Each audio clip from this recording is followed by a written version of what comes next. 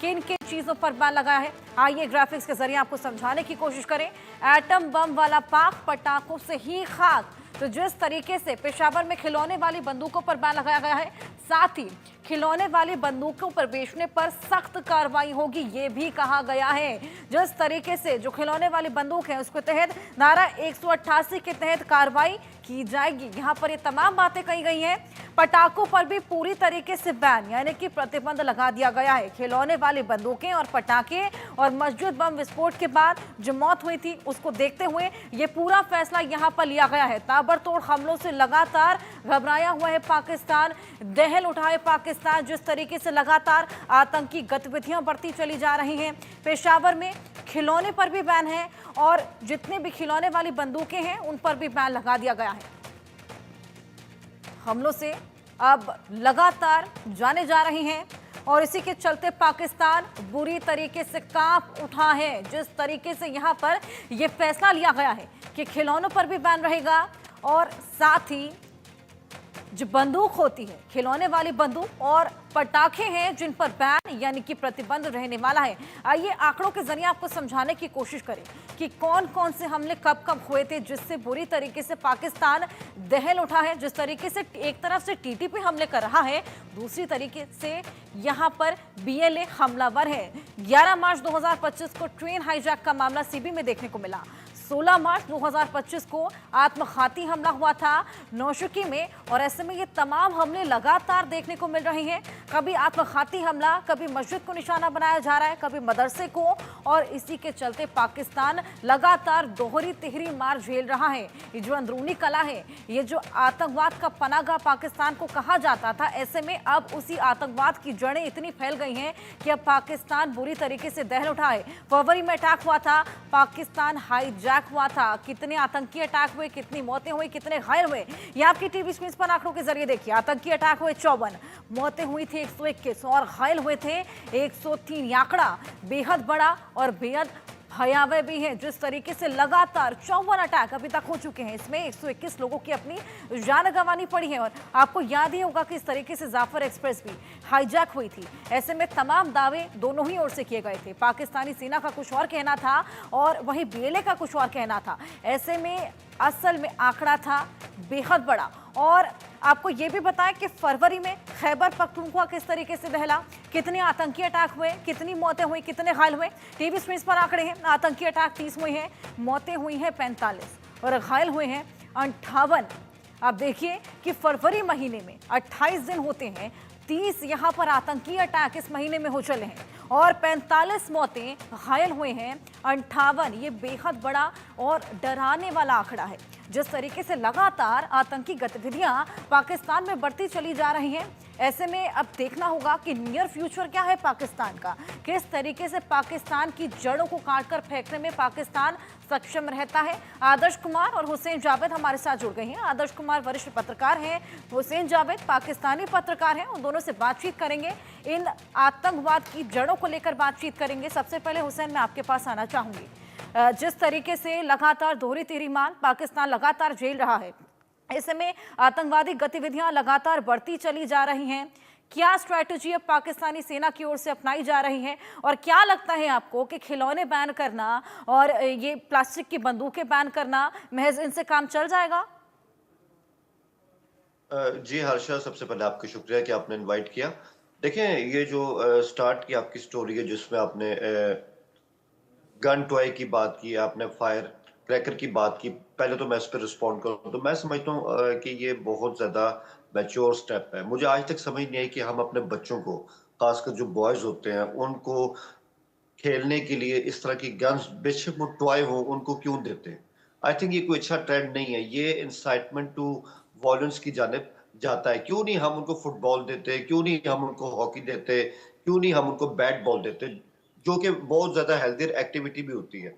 तो मैं खुद इस बात के हक में नहीं हूँ कि छोटे बच्चों के हाथ में इस तरह से टॉयज़ जो कि जिसमें गन हो, जिनमें पिस्टल हो, इस तरह की चीज़ें उनको दी जाएँ, क्योंकि आजकल का जो माहौल है उसमें ये कोई इतनी अच्छी चीज़ है नहीं और उसका फ़ायदा भी नहीं होता। क्या हम चाहेंगे कि हमारे जो बच्चे हैं वो अगर उनके हाथ में असली गन हो, असली पिस्टल हो, क्या हमें अच्छा लगेगा? यही तो वो गन कल्चर है जिसने अमेरिका जैसे मुल्क का जो कि सुपर पावर है, उसका जो सामाजिक फैब्रिक है उसको बिल्कुल तबाह कर दी। तो मैं समझता हूँ ये अच्छी शुरुआत है। मैं तो ये भी कहूँगा कि इन्होंने कहा है कि हम सिर्फ़ 30 दिन के लिए ये बैन जो है उसको कर रहे हैं जब तक ईद होगी। बल्कि मैं समझता हूँ इसको तो परमानेंट होना चाहिए और उसका इस बात से कोई ताल्लुक नहीं है कि हम एक लेकिन एटॉमिक हुसैन, मुल्क है यहाँ और ये हमारे भी तो पास देखना होगा ना, पर्सपेक्टिव भी तो डिपेंड करता है ना। जिस तरीके से आपने कहा कि आप नहीं चाहेंगे कि बच्चों के हाथ में गन्स हों, लेकिन आर्मी के हाथ में भी गन्स रहती हैं, पुलिस कमिश्नर के पास भी गन रहती है। यहाँ तो मंशा भी डिपेंड करती है ना, किस तरीके से आप उसको देखते हैं, क्या पर्सपेक्टिव आपका रहता है। देखिए, आपकी बात बिल्कुल सही है। जहाँ तक आर्मी का सवाल है, जहाँ तक पुलिस का सवाल है या जहाँ तक इस तरह की पैरामिलिट्री फोर्सेज़ होती है, उनका तो ये काम है। उनका ही काम है अपनी मदरलैंड को डिफेंड करना, अपने शहरियों की हिफाज़त करना। वो तो एक बिल्कुल डिफरेंट चीज़ है और उस हथियार पे तो हमें फ़ख्र भी होता है। लेकिन मैं वही कहूँगा कम से कम बच्चों के हवाले से मेरी अपनी राय है, इससे आप इख्तिलाफ़ भी कर सकती हैं या आप इसकी हिमायत भी कर सकती हैं। लेकिन मुझे लगता है कि खेलने की बहुत सी अच्छी चीज़ें हैं जो अपने बच्चों को दे सकते हैं। मैं इसमें यही कहूँगा। दूसरा आपने कहा कि स्ट्रैटेजी क्या होनी चाहिए हमारी, क्योंकि ये बात सही है, इस बात को हमने कभी डिनाई नहीं किया, हमने कभी छुपाया नहीं है कि दहशतगर्दी का ग्राफ पिछले 1 साल से लेके 1.5 साल तक बहुत ज़्यादा ऊपर गया है हमारे यहाँ। जो हमारे 2 इलाके हैं, एक केपीके है और एक बलूचिस्तान है। तो उस बारे में मैं अभी तो आपको अपडेट दे यही सकता हूँ। आज हमारी पार्लियामेंट का इन कैमरा इजलास हो रहा है नेशनल सिक्योरिटी को लेके। उसमें हमारे आर्मी चीफ होंगे, उसमें हमारे पीएम होंगे और तमाम सियासी जमातें होंगी।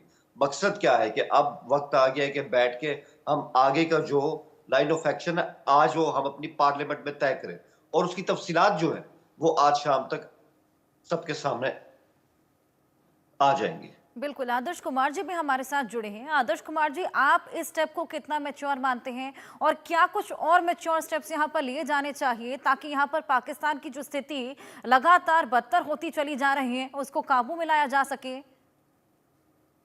देखिए, पाकिस्तान में यहाँ पर कहना चाहूँगा कि पाकिस्तान जो है अपने कुचक्र में फँस गया है। जिस तरीके की विचारधारा वहाँ रही है या जिस तरीके से लोग वहाँ आए दिन जो है इस तरीके के हादसों में अपनी जान गँवाते रहे हैं, मुझे नहीं लगता कि बहुत ज़्यादा जो वहाँ की का प्रशासन है और वहाँ की जो एक व्यवस्था है, वो इससे बहुत ज़्यादा इत्तेफ़ाक रखती है। जहाँ तक ये बच्चों के खिलौनों पे बैन करने वाली ये बचकानी बातें हैं, ठीक है, इसका फ़र्क पड़ता है, मैं ये नहीं कहता कि बिल्कुल फ़र्क नहीं पड़ता है। बच्चों को खिलौने के तौर पे बंदूक वग़ैरह की बजाय चाहे वो नकली ही बंदूक क्यों ना हो, मुझे लगता है कि बहुत सारी चीज़ें हैं, इसका एक फ़र्क पड़ता है, इसमें कोई संदेह नहीं है। लेकिन मेरा कहना यही है कि जब एक पूरे मुल्क की विचारधारा या फिर मुल्क में जिस तरीके से आतंकियों को तवज्जो मिलती रही है, जिस तरीके से थोड़ा बहुत जो है एक सोशल एक्सेप्टेंस मिलता रहा है, वो कहीं न कहीं बहुत ज़्यादा ज़िम्मेदार है। और अगर आप देखेंगे तो देखिए जब आप दूसरों का घर जलाने की कोशिश करते हैं, तो सबसे पहले आपका घर उस जद में आता है। तो पाकिस्तान में सिर्फ़ आप देखेंगे कि जिस तरीके से अभी भी पिछले दिनों जिस तरीके से वीडियो आए और जिस तरीके से वहाँ आतंकी संगठन अभी भी सक्रिय हैं और एक से एक नए आतंकी संगठन जो है वहाँ पनप रहे हैं। जब तक उन पर काबू नहीं पाया जाता तब तक ये इन सब चीज़ों से कुछ बहुत ज़्यादा फ़र्क पड़ने वाला नहीं है। तो पाकिस्तान को ये समझना होगा कि अब जो है जिस तरीके से पूरी दुनिया तरक्की कर रही है और जिस तरीके से हर मुल्क जो है आगे बढ़ रहा है, तो कैसे वो अपनी व्यवस्था में सुधार लाए, कैसे अपने विचार को परिवर्तित करे, कैसे वो बिल्कुल शांति व्यवस्था के मार्ग पर चले, कैसे वो अमन चैन को तवज्जो दे। तो ये उसको ध्यान में रखना होगा। मुझे लगता है कि यहाँ पर जब तक विचारधारा के स्तर पर, विचार के स्तर पर जब तक बहुत ज़्यादा बदलाव नहीं होंगे, तब तक इन छोटे-छोटे फैसलों से बहुत ज़्यादा जो है कुछ फ़र्क पड़ने वाला नहीं है। बिल्कुल। हुसैन, जब मदरसों में अटैक हुआ, जिस तरीके से मस्जिदों में भी अटैक हुआ था, मौलाना को यहाँ पर निशाना बनाया गया था, उसके बाद ये एक्शन लिया गया, खिलौनों पे बैन वाला। इसके अलावा कोई एक्शन नहीं लिया गया?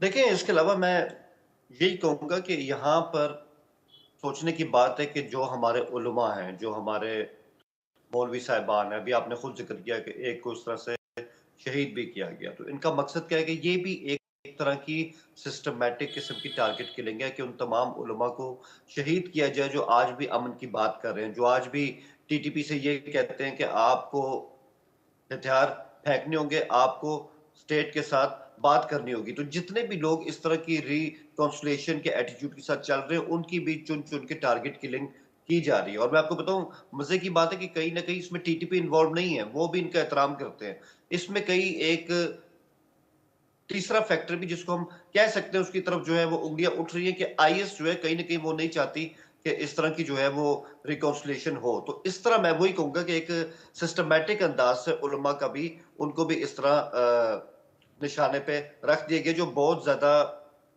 परेशानी की बात है। बाकी मैं आपसे वही कहूँगा कि ये हमारे इल्म में कि ये इलाके आज से नहीं है, पिछले काफ़ी अरसे से यहाँ पर हालात सही नहीं है। लेकिन मैं वही कहूँगा, अभी जो हमारे पार्टिसिपेंट ने बात की, मैं उनकी बात की कदर करता हूँ कि कुछ चीज़ों की सोशल एक्सेप्टेंस जो है अगर वो टाइम पर हो जाए और पॉजिटिविटी हो जाए तो वो अच्छी बात होती है। लेकिन यही छोटी-छोटी शुरुआत होती है जिससे आहिस्ता-आहिस्ता आप अपना बिल्कुल माइंडसेट हुसैन, खैर बातें तमाम है लेकिन देखना होगा कि आखिर अब आगे क्या स्ट्रैटेजी अपनाई जाती है आतंक के खात्मे को लेकर। हुसैन आदर्श जी, बहुत शुक्रिया हमारे साथ जुड़ने के लिए और अपने अपने इंसाइट्स शेयर करने के लिए। आगे बढ़ेंगे, अब बात करेंगे एस्ट्रोनॉट सुनीता विलियम्स की। धरती पर आज